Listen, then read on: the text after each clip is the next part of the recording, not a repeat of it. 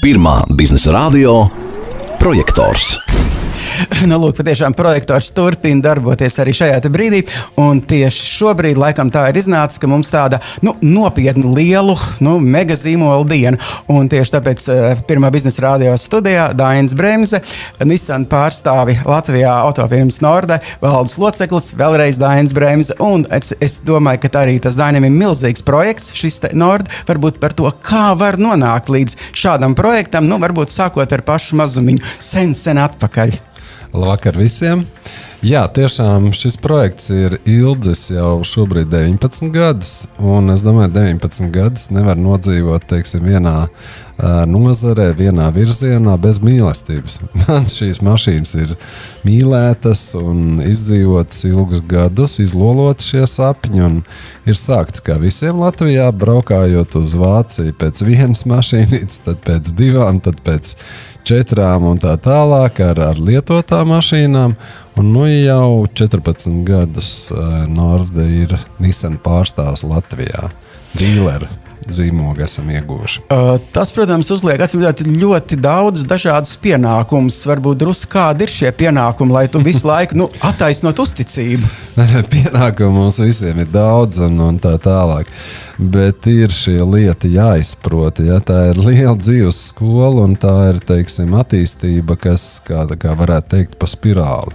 Ja sākumā likās jauna mašīna, tā ir tikai spīdīga un tur ir tāpat šie 4 riteņi un tā tālāk, esam izauguši kopā ar mašīnām, ar visiem šīm te mašīnas attīstības fāzēm, un mašīnas ir kļuvušas no vienkāršām par sarežģītākām un tagad pat ļoti sarežģītām lietām. Šīs dienas, mūsdienu mašīnas, teiksim, kā pārstāvēt Nissan var teikt, ka tā ir elektronika, programmēšana un programmas un softi un tā tālāk. Tā ir tāda, ja kādreiz es atceros sākumu 90. gados, tad tā bija skaista tikai tāda mašīna, kurai ir karburators, bremzes un labākā gadījumā ABS parādījās un vienkāršo logu pacēlāja vietā parādījās elektriskie logi, tad tagad vispār liekas, kas tad tā pa mašīna, ja tā nav vispār parkingi un klimata kontrols un tā tālāk. Tā ir tāda kā zirgu pajūga, gandrīz vai kaut kas ļoti antīks. Bet, acīm redzot, arī mainās tehnoloģijas, mainās mašīnu, tehniskās iespējas, elektronika, bet cilvēks jau paliek tas pats vairāk vai mazāk. Tava dzīves pieredze, vai arī tā ir gājusi pa spirāli? Mans lielais draugs Friedrichs Nīšs mūžīgi saka, nav jau nekādas attīstības, nav nekāda progresa, īstenībā ir mūžīga atgriešanās. Taču arī tu mūžīgi atgriezies tomēr pie mašīnas, kā filozofiski jēdzieni. Ja kādreiz es braucu ar mašīnu, pārdevu mašīnu, un tad šobrīd man tie uzdevumi un zināšanas un vispārējais ir varbūt reizināt ar 10, 20, ar 100, es nezinu, kurā pakāpē. Esmu izdzīvojis arī autosporta karjeru, gan personīgi, gan arī dēls ir braucis gan rallijos, gan šoseis sacensībās.